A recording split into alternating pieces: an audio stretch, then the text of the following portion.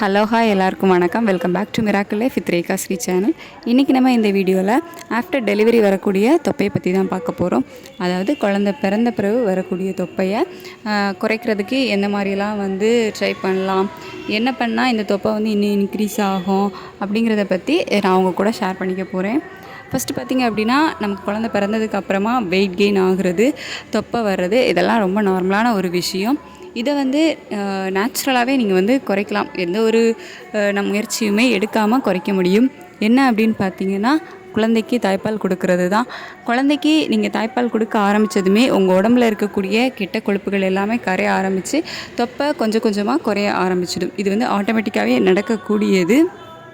குழந்தைக்கு நீங்கள் தாய்ப்பால் கொடுக்கறதுனால குழந்தைக்கு தேவையான ஊட்டச்சத்துக்கள் அனைத்தும் கிடைக்கும். அதே மாதிரி நோய் எதிர்ப்பு சக்தியும் அதிகரிக்கும். உங்களோட கெட்ட கொழுப்புகள் குறைஞ்சி தொப்பையும் குறையும். ரொம்ப வெயிட் கெயின் ஆகாமல் வெயிட்டு நார்மலான அளவில் இருக்கும். இது நேச்சுரலாகவே நடக்கும். இதுக்குன்னு நீங்கள் எந்த ஸ்பெஷலாக செய்ய வேண்டிய அவசியம் இல்லை.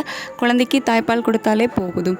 இதை தவிர 3 மாதத்துக்கு நீங்கள் அப்படியே விட்டுருங்க. எந்த ஒரு எஃபெக்ட்டுமே எடுக்காதீங்க. ஸோ அதுக்கப்புறமா சின்ன சின்ன எக்ஸசைஸ் ஸ்டார்ட் பண்ணலாம். எளிய உடற்பயிற்சி வாக்கிங் போகிறது தான். ஸோ கொஞ்சம் கொஞ்சம் வாக்கிங் போனீங்க அப்படின்னாலே தொப்பை கொஞ்சம் கொஞ்சமாக குறைய ஆரம்பிக்கும். எக்காரணத்தை கொண்டு ஃபுட்டை மட்டும் அவாய்ட் பண்ணாதீங்க. நீங்கள் ஃபுட்டை அவாய்ட் பண்ணுறதுனால உங்களோட ஹெல்த்தும் பாதிக்கப்படும். உங்களுக்கு தாய்ப்பால் சுரப்பும் குறையும். சாப்பிடாமல் இருக்கிறதுனால வெயிட்டு கம்மியாகும், தொப்பை குறையும் அப்படின்னு நினச்சிங்கன்னா கிடையாது. நீங்கள் எந்தளவுக்கு ஃபுட்டை அவாய்ட் பண்ணுறீங்களோ அந்தளவுக்கு உங்களுக்கு வெயிட் கெயின் தான் ஆகும். ஸோ நீங்கள் எப்போவுமே ஃபுட்டை மட்டும் அவாய்ட் பண்ணாதீங்க. அதுக்கு பதிலாக அந்த ஆயிலில் பொரித்தது, நம்ம சொல்லுவோம்ல எண்ணெய் பலகாரங்கள், எண்ணெயில் ஃப்ரை பண்ணி சாப்பிடக்கூடியது, இந்த மாதிரியான ஃபுட்டை மட்டும் கொஞ்சம் கம்மி பண்ணிக்கோங்க. அதே மாதிரி நீங்கள் உங்களுக்கு டெலிவரி ஆகியிருக்குது அப்படிங்கிறதுனால உங்களுக்கு ரெஸ்ட்டு கண்டிப்பாக அவசியம். ப்ராப்பரான ரெஸ்ட்டு எடுத்துக்கோங்க. ரெஸ்ட் எடுக்காமல் இருந்தீங்க அப்படின்னாலும் உங்களோட வெயிட் கெயின் ஆகும். ஸோ நீங்கள் உங்களுக்கு தேவையான ரெஸ்ட்டு எடுத்துக்கோங்க.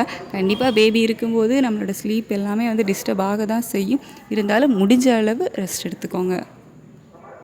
நெக்ஸ்ட் தண்ணி ரொம்ப அவசியம். ஒரு நாளைக்கு முடிஞ்ச அளவுக்கு நிறைய தண்ணி குடிங்க.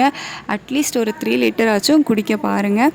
தாய்ப்பால் கொடுக்கும்போது தண்ணி நம்ம உடம்பு ஹைட்ரேட்டாக வச்சுக்கணும். ஸோ முடிஞ்ச அளவுக்கு ஒரு 3 லிட்டர் கண்டிப்பாக தண்ணி குடிங்க.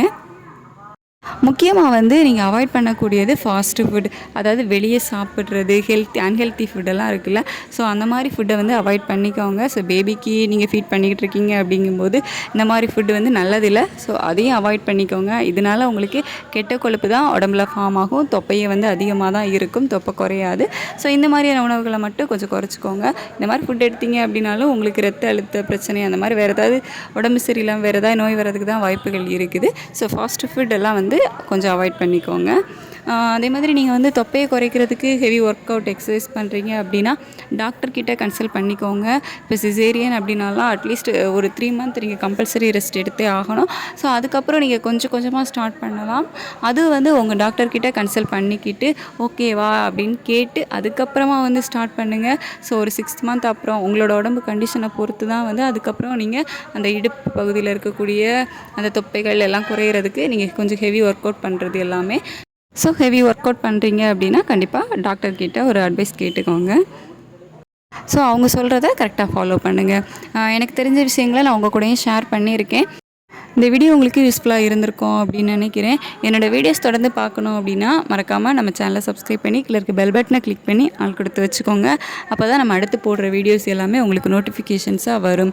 உங்களுக்கு ஏதாச்சும் என்கிட்ட டவுட் கேட்கணும் அப்படின்னு நினச்சிங்கன்னா கீழே இருக்க கமெண்ட் செக்ஷனில் கமெண்ட் பண்ணுங்கள், நான் ரிப்ளை பண்ணுறேன். இல்லை உங்களுக்கு வேறு ஏதாச்சும் வீடியோ வேணும் அப்படின்னாலும் என்கிட்ட கமெண்ட் செக்ஷனில் சொல்லுங்கள்.